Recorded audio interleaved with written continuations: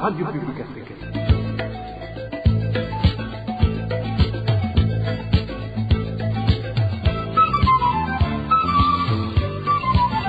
Radio Publique Africaine.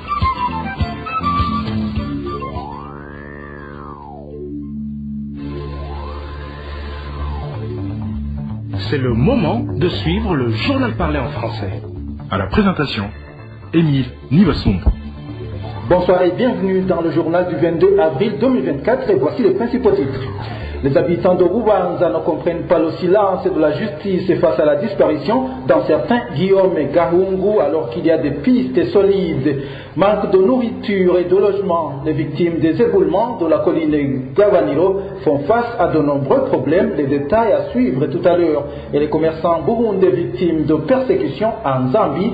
Nous allons également en parler. Dans un instant, le développement du journal. Je vous le disais tantôt, les habitants du chef-lieu de la commune Bubanza indiquent qu'il est étonnant que la justice de Bubanza ne s'implique pas pour que le citoyen Guillaume Gahungu de la commune Gihanga, disparu dans la nuit de mercredi dernier, soit retrouvé. La famille ainsi que les amis de cette dernière font savoir qu'il est inconcevable que la personne qui a vu pour la dernière fois Guillaume Gahungu soit toujours en liberté, tout comme le fait que les administratifs soupçonnés dans cette disparition ne sont pas poursuivis par la justice. Il demande au procureur de la République à Bubanza de vérifier au moins les informations qui lui ont été fournies par la population. Les détails avec Elvis Niamongere. Aujourd'hui, c'est le 16e jour que la famille de Guillaume Gahungu n'a pas de ses nouvelles depuis sa disparition. Pourtant, que ce soit Nestor Imunezero, considéré comme premier suspect dans sa disparition pour avoir été le dernier à voir Guillaume avant sa disparition, que ce soit Léopold Ndaïsaba, administrateur de Gihanga, suspect lui aussi pour s'être entretenu avec des agents venus dans le véhicule de service de renseignement de Bubanza avant de le surprendre en train de guetter aux alentours du ménage de Gahungu Guillaume. Personne n'a jamais été arrêté par la justice pour des faits d'enquête sur cette disparition. Ce qui étonne d'ailleurs la famille et les amis de la famille et laisse entendre que ces suspects seraient couverts par la justice de Bubanza, ajoute notre source. Ainsi, les habitants de Gihanga demandent à la justice de faire son travail. Nous demandons avec insistance au chef de la police à Bubanza et au procureur de la République en province de Bubanza d'arrêter les suspects pour qu'ils montrent où est Guillaume, vie ou mort, afin que la famille puisse l'inhumer dignement, car personne d'autre n'est accusé de la disparition de Guillaume Gahungu, sauf ces trois personnes. Une autre personne que les habitants de Gihanga pointent du doigt pour son implication dans l'affaire de disparition de Guillaume Gahungu est le responsable des services de renseignement à Bubanza, prénommé Poncier. Une accusation qui repose sur le fait que les personnes qui sionnaient autour du ménage de Guillaume Gahungu étaient venues dans un véhicule de son service. Les habitants de Gihanga demandent au procureur de la République en province de Bubanza, Jean-Claude Sengiyumva, de s'impliquer pour que cet habitat soit retrouvé vif ou mort. La rédaction de la RPA a essayé de joindre Léopold Ndaïsaba, administrateur de la commune Gihanga, ainsi que Boncier, responsable des services de renseignement à Bubanza, pour une réaction aux accusations de leur implication dans la disparition de Guillaume Gahungu sans succès. Nous avons également essayé de joindre Jean-Claude Sengiyumva, procureur de la République en province de Bubanza, sans y parvenir. 65 personnes ont déjà été emportées par la rougeole et 750 ont attrapé cette maladie dans 19 districts sanitaires dans une période de 3 mois, annonce faite par le secrétaire général et porte-parole du gouvernement lors de la présentation du rapport des activités du Conseil des ministres de la semaine passée. Jérôme Nionzima a fait savoir que le gouvernement compte vacciner les enfants à partir de 6 mois jusqu'à 5 ans contre la rougeole. Depuis 2022, le Burundi a connu des épidémies localisées et des ripostes localisées qui ont été organisées sans aboutir aux résultats escomptés. L'épidémie de rougeole touche actuellement 19 districts avec 741 cas notifiés, dont 77 décès depuis janvier jusqu'au 19 mars 2024. Afin de maximiser l'impact de la riposte vaccinale, la stratégie est de faire une riposte nationale. La cible est constituée d'enfants de 6 mois à 59 mois, soit 2 143 165 enfants à vacciner. Le Conseil des ministres a recommandé de poursuivre la campagne de vaccination et de disponibiliser tous les moyens nécessaires. La ministre de la Santé publique a mis en place depuis le 12 avril un comité chargé de préparer la campagne de vaccination contre la rougeole, mais notre source au sein de son ministère nous a révélé que ce comité n'a pas encore débuté son travail. La même source indique que sur 49 districts sanitaires situés dans le pays, au moins 36 sont menacés par cette maladie. Et la rédaction de la RPA a pu connaître une personne qui a été tuée la semaine dernière. Il s'agit d'une personne qui n'a pas été identifiée et qui a été tuée jeudi dernier au quartier Mirango 1 de la zone Kamenge en mairie de Bujumbura. Le suspect, c'est un certain Roger Manirakiza, chauffeur chez Benigne Rurahinda, chargé de sécurité au quartier Mirango 1. Il l'aurait tué en pleine journée en l'accusant de vol. Roger Manirakiza a été arrêté, mais la population locale craint qu'il ne soit relâché après un petit bout de temps. Dans un instant, nous parlons de catastrophes naturelles. L'insuffisance de la nourriture et de logements adéquats constitue le calvaire auquel font face actuellement les déplacés victimes d'un glissement de terrain sur la colline Gavanilo, située en zone Gitaza. Nous sommes dans la province Rumongue. Vendredi dernier, un éboulement a causé d'importants dégâts. Éloge Divin Remecha nous en dit plus.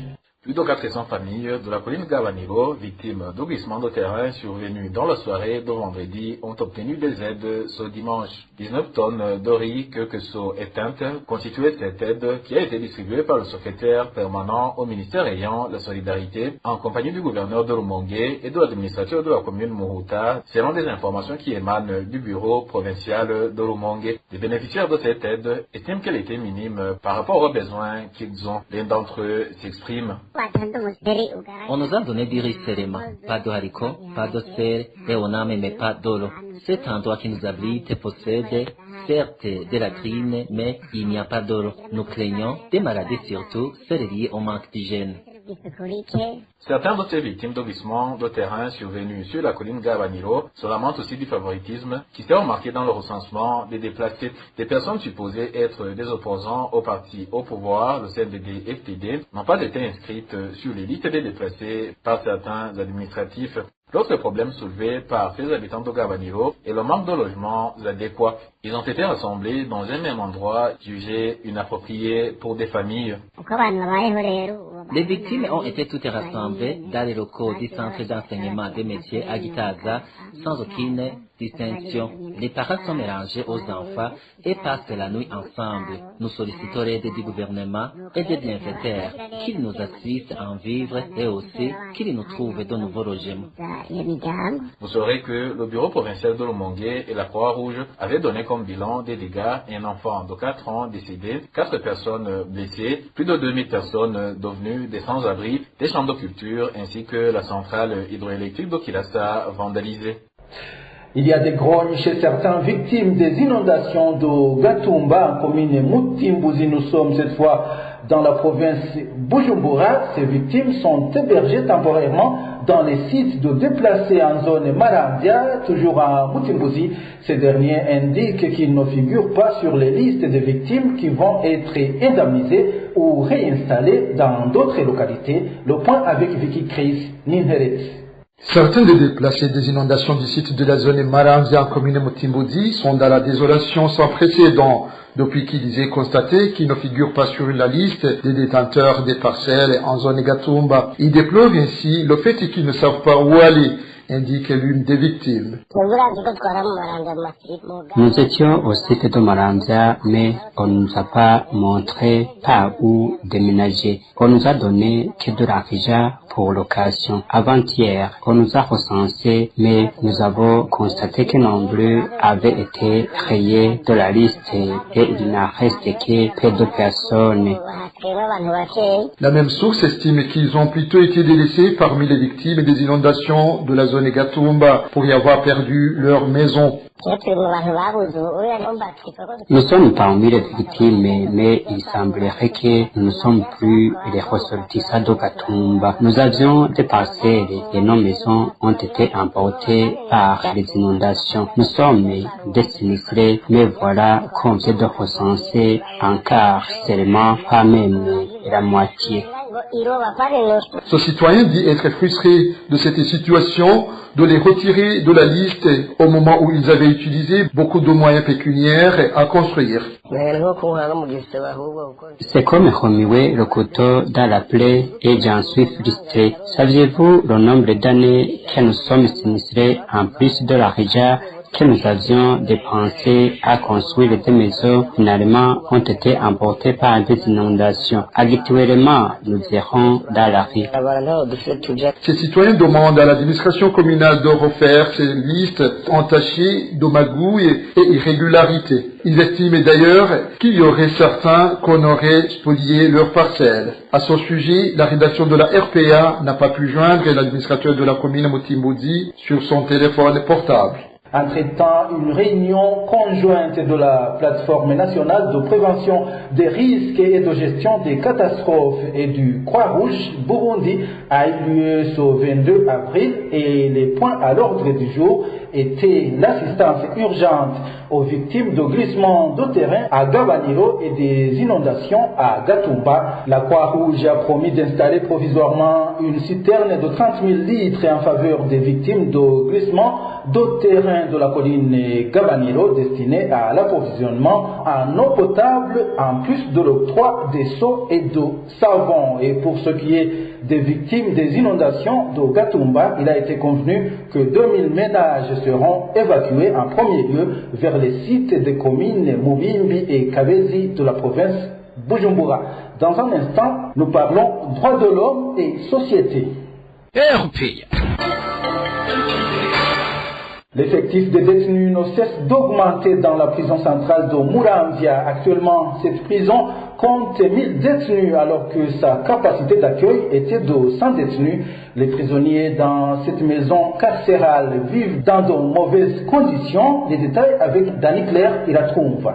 Un effectif de 1009 détenus est celui qui se trouve actuellement dans la prison centrale de Muramvya, selon notre source dans cette prison.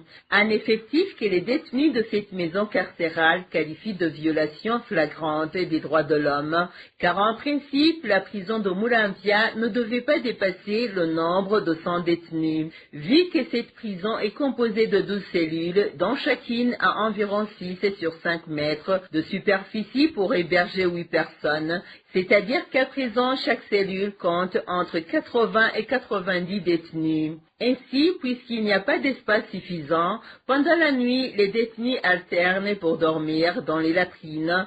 L'un dort pendant 1 heure, puis cède la place à un autre, tandis que d'autres dorment en se repliant sur eux ou restant debout. Par conséquent, ces détenus souffrent de la maladie de gonflement des jambes et ont du mal à marcher. Aussi, à cause de leur surnombre, les cellules surchauffent et manquent d'air frais, ce qui génère des problèmes sérieux pour ceux qui souffrent des maladies respiratoires.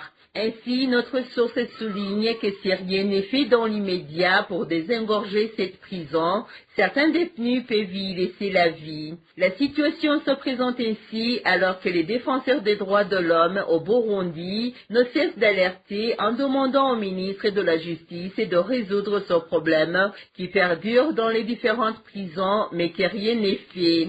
Car, comme le rapport de l'association qui défend les droits des détenus APRODH l'a démontré, à la fin du mois de janvier 2024, la prison de Muramvya comptait au total 886 détenus, mais après 2 mois seulement, cette prison a encore accueilli plus de 120 nouveaux détenus. Il y a persistance de la pénurie de carburant en province Gitega. Le produit y est disponible très rarement et en quantité insuffisante. Ainsi, la hausse exponentielle des prix de transport des personnes et des biens s'ensuit automatiquement. Des propriétaires de véhicules et motos optent pour se déplacer à pied, faute de ce manque criant de carburant. Plus de détails avec Sandrine Mouriquier. La province Gitega, où se trouve la capitale politique, compte 24 stations-service opérationnelles. Cependant, les consommateurs de carburant indiquent qu'en aucun cas ces stations-service sont approvisionnées en même temps. Ainsi, l'alternance dans la distribution de ce produit entraîne de longues files d'attente chez le distributeur qui a été approvisionné, que ce soit en essence super pour les voitures et motos ou encore en gazoil, surtout pour les camions et les camionnettes. Suite alors à la demande qui dépasse largement l'offre, nombreux rentrent bredouille après 3 jours et plus à faire la queue. Certains donc préfèrent user de la corruption pour dépenser entre 10 000 et 30 000 supplémentaires aux pompistes afin qu'ils soient favorisés à être servis. Sur le marché noir, un litre d'essence coûte 10 000 francs et plus, mais le prix officiel est fixé à 4 023 francs. Tandis que celui du gazoil coûte 7 000 francs et plus, au moment où le prix officiel est de 3 955 francs. Parmi les principales conséquences de ce manque criant de carburant, il est à noter la hausse exponentielle des prix de transport des biens et des personnes. Dans plusieurs localités de cette province, ces prix sont passés du simple au double. Même chose pour les marchandises et les produits alimentaires. Les propriétaires de véhicules et de motos à usage d'affaires promenades ont à cet effet opté pour se déplacer à pied, une situation qui entrave au bon rendement de leurs prestations. Rendons-nous en Zambie pour clore cette édition où des actes de persécution sont commis à l'endroit des Burundais. Les plus visés sont des commerçants qui se retrouvent souvent dépourvus de leurs marchandises, dépouillés par des citoyens de ce pays au su et au vu des autorités zambiennes. Certains de ces Burundais sont tués par des cambrioleurs, d'autres sont emprisonnés par la police. Suivez plutôt ce témoignage de ce Burundais qui réside en Zambie.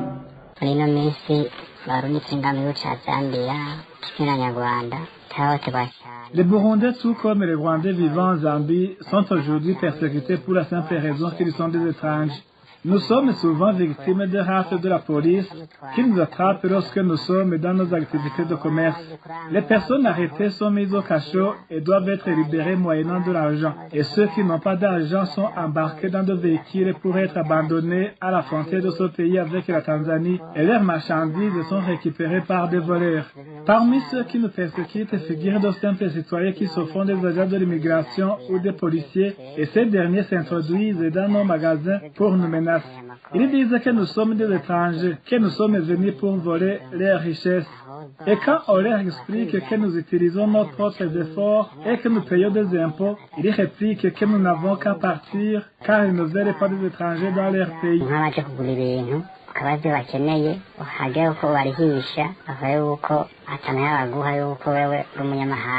Des fois, ils viennent en groupe de 5 ou 10 personnes armées de machettes et de couteaux. Quand ils se retrouvent dans ton magasin, ils t'exigent de leur donner des marchandises et quand ils résistent, ils n'hésitent pas à te tuer.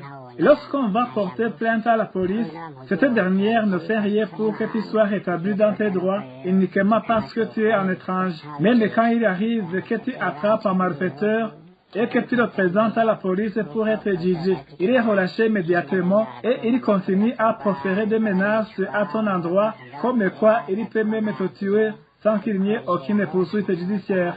Nous demandons donc que notre sécurité soit garantie. Nous interpellons la représentation de notre pays ici en Zambie, notamment l'ambassadeur, de suivre de près cette persécution dont nous sommes victimes et d'agir. Nous pensons qu'ils sont au courant de cette situation car on en parle souvent dans les médias. Des cas d'assassinat des Burundais sont souvent dénoncés, mais malheureusement, il n'y a jamais eu d'enquête. Nous sommes vraiment désespérés. Lorsqu'on se réveille en vie, on remercie le bon Dieu, mais même quand la nuit tombe, étant en sécurité.